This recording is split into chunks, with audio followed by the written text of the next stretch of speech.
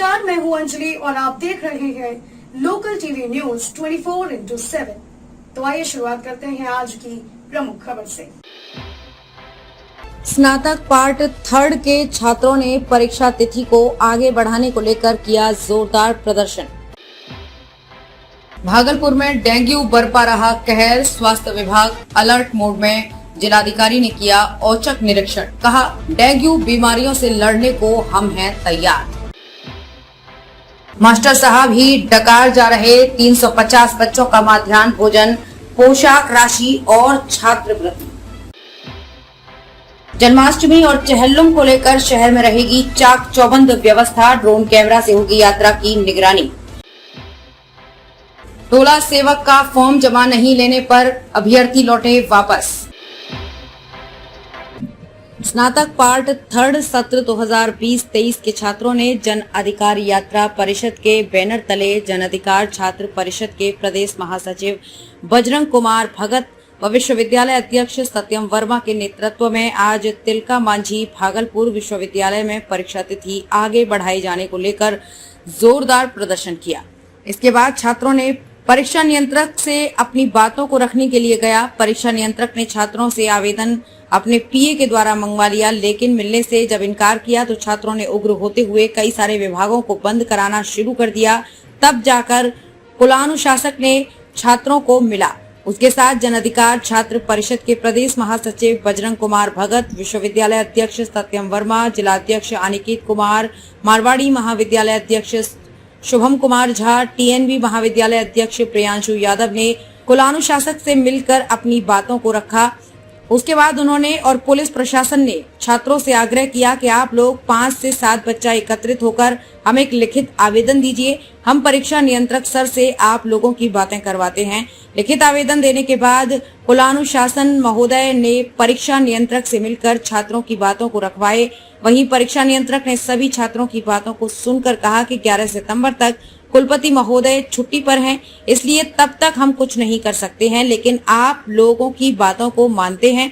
आप लोगों के पक्ष में हमने 11 तारीख को कुलपति महोदय के पास इन बातों को रखेंगे और उन्हें इस संबंध में बताकर परीक्षा तिथि 1 महीने आगे बढ़ाने का आग्रह करेंगे।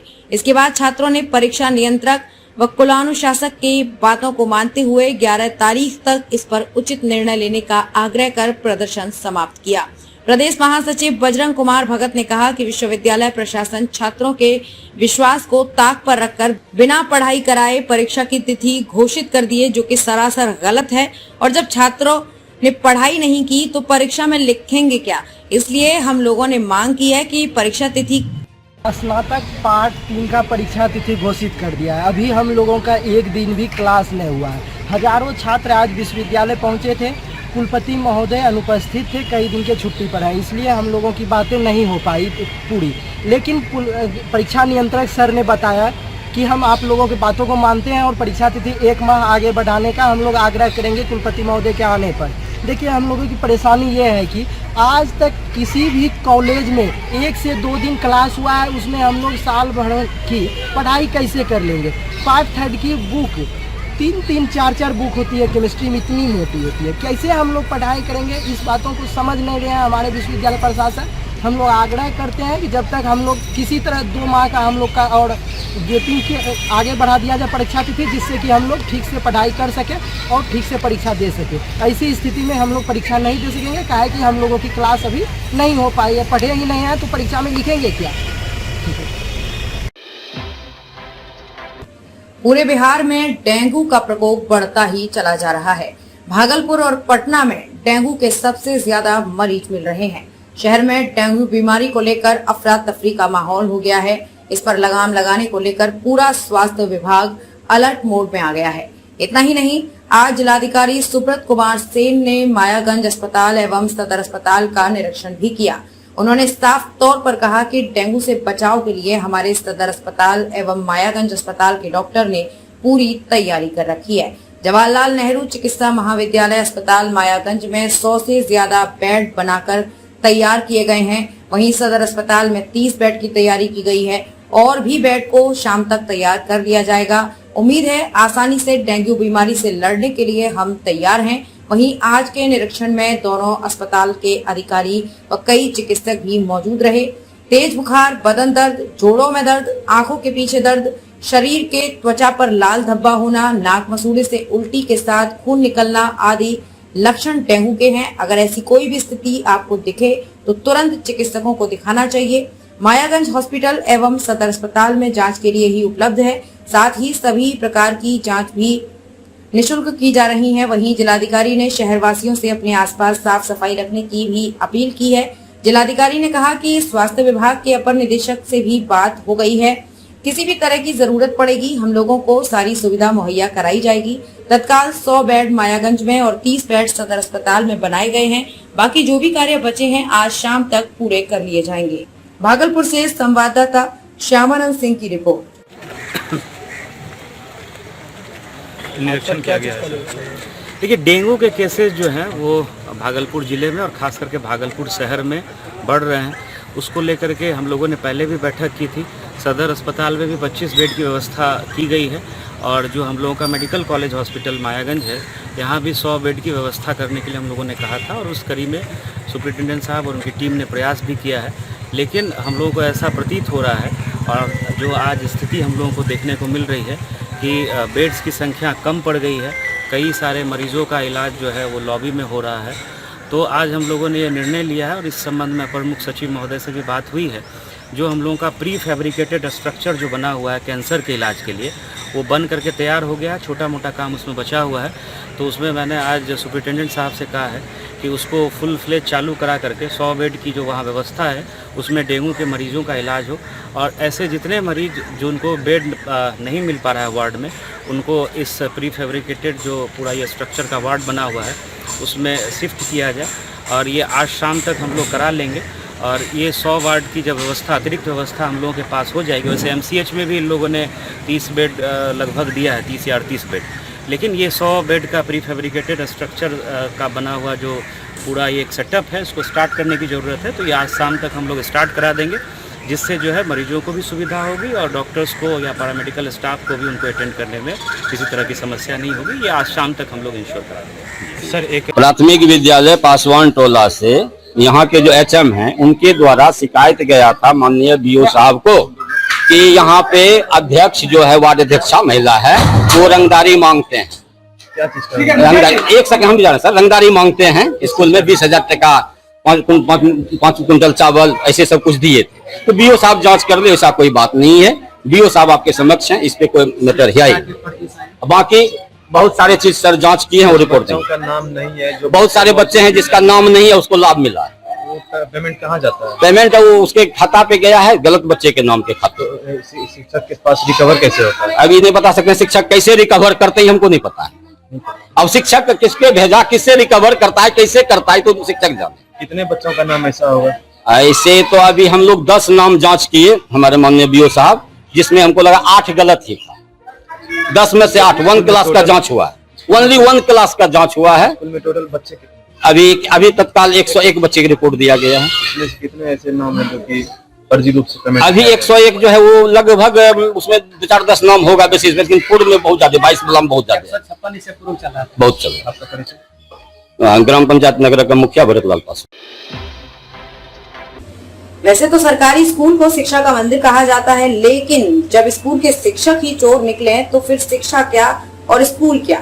हालांकि शिक्षा को लेकर के पाठक पूर्ण रूपेण विधि व्यवस्था सुधारने के प्रयास में लगे हुए हैं, लेकिन कुछ ऐसे भी शिक्षक हैं जो उनके इस प्रयास को विफल करने में जी जान लगाकर बैठे हुए हैं। पूरा मामला नवगछिया अनुमंडल के नगरह पंचायत स्थित प्राथमिक विद्यालय पासवान टोला नगर से सामने आया है, जहां की प्राध्यापिका व शिक्षिका की मिलीभगत से करीब 350 बच्चों का मध्याह्न भोजन, पोशाक राशि, छात्रवृत्ति जैसी सुविधाओं का फर्जी निकास किया जा रहा है। स्थानीय लोगों के मुताबिक प्रधान अध्यापिका कंचन कुमारी रसोईया से मध्याह्न भोजन का चावल, अन्य सामान प्राइवेट दुकानों में सेल करवाती हैं। वहीं साथ ही साथ स्थानीय लोगों का कहना है कि ऐसे भी कुछ बच्चों का नाम स्कूल में है जिसका कोई अस्तित्व ही नहीं है। वहीं एक व्यक्ति ने बताया कि मेरी शादी हुई है लेकिन मुझे एक भी बच्चे नहीं है, फिर भी मेरे नाम से मुझे स्कूल में बच्चे प्रदान किए जा रहे हैं। उसके नाम से छात्रवृत्ति, पोशाक राशि, मध्याह्न भोजन जैसी सरकारी योजनाओं का लाभ फर्जी रूप से उठाया जा रहा है। वहीं जब स्थानीय लोगों से बातचीत करने का प्रयास किया गया तो लोगों का कहना है कि प्रधानाध्यापिका का ये रवैया कई सालों से चल रहा था। जब भी बोलने जाते तो हम लोग को गलत आरोप में फंसा दूंगी कहकर धमकाती थी, इसलिए हम लोग स्कूल नहीं जाते थे।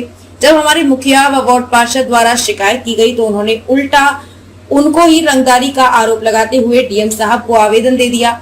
वहीं वार्ड पार्षद का कहना है कि आज तो बीओ साहब जांच में आए थे तो उन्होंने आरोप को खारिज करते हुए जब निरीक्षण किया तो उन्होंने पाया कि किस प्रकार फर्जी रूप से पोशाक राशि, मध्याह्न भोजन, छात्रवृत्ति की जितनी भी राशियां हैं पूर्ण रूपेण फर्जी तरीके से उठाई गई हैं। बीओ के निरीक्षण कर बताया कि प्रधानाध्यापिका पर लगाए गए सभी आरोप साबित दिख रहे हैं। जब मेरे द्वारा पूछा गया तो अध्यापिका स्पष्ट रूप से जवाब देने में असमर्थ थी। इन पर उच्च स्तरीय कार्रवाई की जाएगी। नवगछिया से संवाददाता श्यामानंद सिंह की रिपोर्ट। प्राथमिक विद्यालय पासवान टोला से यहाँ के जो एचएम हैं उनके द्वारा शिकायत गया था माननीय बीओ साहब को कि यहाँ पे अध्यक्ष जो है वार्ड अध्यक्षा महिला है वो रंगदारी मांगते हैं। रंगदारी एक सेकंड हम भी जा रहे हैं सर। रंगदारी मांगते हैं स्कूल में 20,000 टका 5 कुंटल चावल ऐसे सब कुछ दिए थे। तो बीओ साहब जांच कर ले, ऐसा कोई बात नहीं है। बीओ साहब आपके समक्ष हैं, इस पे कोई मैटर है ही। बाकी बहुत सारे चीज सर जांच किए हैं और रिपोर्ट का नाम नहीं है जो बहुत सारे बच्चे हैं जिसका नाम नहीं है उसको लाभ मिला है। पेमेंट कहाँ जाता है? पेमेंट वो उसके खाता पे गया है, गलत बच्चे के नाम के खाते। तो शिक्षक के पास रिकवर कैसे होता है? अभी नहीं बता सकते शिक्षक कैसे रिकवर करते हैं, हमको नहीं पता है। अब शिक्षक किसके भेजा, किससे रिकवर करता है, कैसे करता है तो शिक्षक जाने। कितने बच्चों का नाम ऐसा होगा? ऐसे तो अभी हम लोग 10 नाम जांच किए हमारे माननीय बीओ साहब, जिसमें हमको लगा 8 गलत ही था। 10 में से 8 1 क्लास का जांच हुआ है। ओनली 1 क्लास का जांच हुआ है। स्कूल में टोटल बच्चे अभी तत्काल 101 बच्चे की रिपोर्ट दिया गया है। कितने ऐसे नाम है जो कि फर्जी रूप से पेमेंट? अभी 101 जो है वो लगभग उसमें 4-10 नाम होगा बेसिस, लेकिन पूर्व में बहुत ज्यादा 22 नाम बहुत ज्यादा बहुत चल रहा। ग्राम पंचायत नगर का मुखिया भरत लाल पासवान। पहले अभी हुआ, पहले से बच्चा नाम दर्शा के पेमेंट भी ले रहा है। दीपक बरपासवान। क्या हुआ है? अरे मेरा शादी नहीं हुआ, मेरा कन्यान का नाम है, बच्चा भी नाम है, स्कूल में पैसा उठा रहा है। कंचन मैडम। कौन है कंचन मैडम अध्यक्ष प्रभारी है। ऐसे कितने बच्चे के नाम? ऐसे बच्चे के नाम 53। आपका क्या नाम? मेरा नाम एक बच्चा का है। आपके एक बच्चे का? हाँ एक बच्चा, लेकिन बच्चा है कहाँ, स्कूल में नहीं है, ऐसे फर्जी कर रहे हैं। आपका नाम क्या है? मेरा नाम दीपक पासवान है। कैसे पाया गया?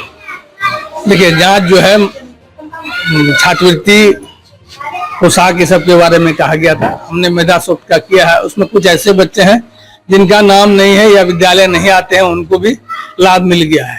हमने इस संबंध में प्रधानाध्यापिका से पूछा है, उन्होंने कोई स्पष्ट जवाब नहीं दिया। हम उसकी छानबीन कर रहे हैं, जांच कर रहे हैं। जांच करके और भी कुछ जांच बाकी है, जो जांच पूरा करके उसका प्रतिवेदन हम उच्च अधिकारी को दे देंगे। कार्रवाई उच्च अधिकारी के द्वारा की जाएगी। हम जांच प्रतिवेदन उच्च अधिकारी को दे देंगे। जन्माष्टमी और चहलम को लेकर भागलपुर शहर में प्रशासन और शांति समिति के सदस्यों के साथ बैठक की गई। इस बैठक में मुख्य रूप से श्री कृष्ण जन्माष्टमी और चहलम को लेकर निकाले जाने वाली शोभा यात्रा और जुलूस के संबंध में जरूरी निर्देश पर वार्ता हुई। वहीं सिटी डीएसपी अजय कुमार चौधरी ने कहा कि जिले में जन्माष्टमी के आयोजन स्थलों और जुलूसों को योजनाबद्ध तरीके से व्यवस्थित ढंग से सुरक्षा के पुख्ता इंतजाम किए जाएंगे। उसके साथ ही चहलुम के जुलूस और अन्य आयोजन से संबंधित अंजुम और अखाड़े को सूचीबद्ध कर शोभा यात्रा निकाली जाएगी। उपद्रवियों पर विशेष नजर रखी जाएगी। उसके लिए ड्रोन कैमरे और वीडियोग्राफी की व्यवस्था की जाएगी। अगर किसी भी तरह की अफवाह या उन्माद फैलाने की कोशिश की गई तो ऐसे शख्स को छोड़ा नहीं जाएगा। वहीं शहरवासियों से अपील करते हुए भागलपुर पुलिस ने एकता व भाईचारे बनाकर रखने की बात कही। सिटी डीएसपी ने कहा कि हम लोग सभी पर्वों को अच्छे ढंग से मनाते आए हैं। कृष्ण जन्माष्टमी और चहलुम भी अच्छे से संपन्न होगा। उन्होंने कहा सुरक्षा की चाक चौबंद व्यवस्था रखेंगे। इसके लिए महिला, पुरुष, पुलिस बल एवं अन्य बल भी शहर में तैनात रहेंगे। भागलपुर से संवाददाता श्यामानंद सिंह की रिपोर्ट। अष्टमी को लेकर क्या सुरक्षा व्यवस्था? चहलम और जन्माष्टमी को लेकर मंडल स्तर पर बैठक आयोजित की गई थी, जिसमें शहरी क्षेत्र के सभी शांति समिति के सदस्य, कमेटी के जिला समिति के सदस्य शामिल हुए और शहरी क्षेत्र के सभी थानाध्यक्ष भी शामिल हुए। SDM DCLR और एसपी ट्रैफिक भी थे, जिन्होंने ट्रैफिक पे बात की कि जो भी नगर निगम से समस्या है, बिजली से समस्या है, पानी और जल से समस्या है, इनको नोट किया गया और उस पर जो भी निराकरण हो सकता है उस पर चर्चा हुई है। साथ में जो हम लोग जितने पर्व त्यौहार को हम लोग शांतिपूर्ण तरीके से मना रहे हैं उस मनाने की बात पर चर्चा हुई है। हम लोग इस बार भी वीडियोग्राफी और ड्रोन से मॉनिटरिंग करेंगे, CCTV लगाई जाएंगे और सभी जगहों पे सभी संवेदनशील स्थानों पे भी हमारा फोर्स रहेगा और जो महिला का सैन्य दल रहेगा, हमारा टाइगर मोबाइल भी रहेगा और पिवाटी भी गठित कर दी गई है। तो बहुत ही चाक चौबंद व्यवस्था रहेगी, हर पर्व त्यौहार की तरह शांतिपूर्ण ढंग से ही मनाएंगे और जनता से भी अपील रहेगी कि प्रशासन को सहयोग करे और कार्यक्रम को सफल बनाने में और सौहार्दपूर्ण मनाने में सहयोग करें। सुल्तानगंज प्रखंड संसाधन केंद्र में टोला सेवका फॉर्म जमा करने के लिए अभ्यर्थियों की भीड़ उमड़ने पर टोला सेवक अभ्यर्थी का फॉर्म नहीं लेने पर अभ्यर्थी निराश होकर लौटे। वहीं अभ्यर्थी ने बताया कि शिक्षा विभाग के द्वारा अधिसूचना जारी करने पर 4 सितंबर तक फॉर्म जमा लेने का निर्देश दिया था, लेकिन सुल्तानगंज प्रखंड संसाधन केंद्र पर फॉर्म जमा नहीं लिया जा रहा है। कर्मचारी के द्वारा सूचना दिया जा रहा है कि भागलपुर जिले से कोई भी निर्देश नहीं मिलने पर फॉर्म जमा नहीं लिया जा रहा है। भागलपुर जिला शिक्षा पदाधिकारी के द्वारा निर्देश मिलने पर ही फॉर्म जमा लिया जाएगा। जो 10 सितंबर तक टोला सेवक का फॉर्म जमा लेने का निर्देश आएगा की बात कही जा रही है। भागलपुर से संवाददाता श्यामानंद सिंह की रिपोर्ट। मतलब फॉर्म निकला था शिक्षा विभाग से टोला सेवक वाला, वो डेट था सर 4 सितंबर तक। वो जमा नहीं ले रहा है 4 सितंबर तक, बोल रहा है कि 10 तारीख को अगले 10 तारीख को लेंगे। कौन कर रहा है? यहाँ पे BRC में बोल रहे हैं सर, 10 तक ले, सुल्तानगंज BRC में। लेकिन आदेश है? आदेश आज तक था सर, 4 तारीख तक। आज बोल रहा है कि अब 10 तारीख को होगा। क्या लगता है कि यहाँ कुछ गड़बड़ है क्या? अब यहाँ पे सूचना नहीं मिला है सर, बोल रहा है कि भागलपुर से अभी सूचना नहीं मिला है, लिस्ट निकल गया है लेकिन सूचना भागलपुर से नहीं मिला है। आने के बाद लिया जाएगा? आने के बाद सूचना किया जाएगा। नाम क्या है? नाम ब्रजेश कुमार। फॉर्म टोला सेवक तालीम मरकज के लिए फॉर्म भरने के लिए आए थे। अच्छा, ठीक है, लेकिन अभी तक टरका रहा है, अभी तक फॉर्म जमा नहीं दे रहा है या कोई ऑर्डर भी नहीं आया है। तो कब तक लेना था फॉर्म?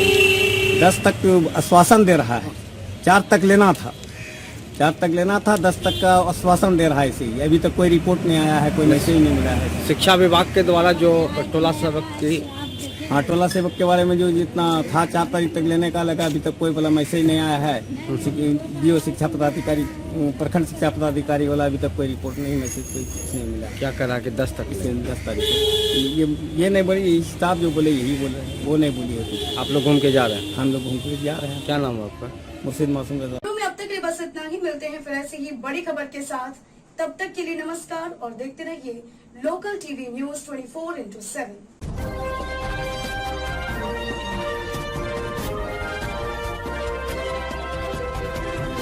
आप देख रहे हैं लोकल टीवी न्यूज 24/7, सब पर नजर, सबकी खबर।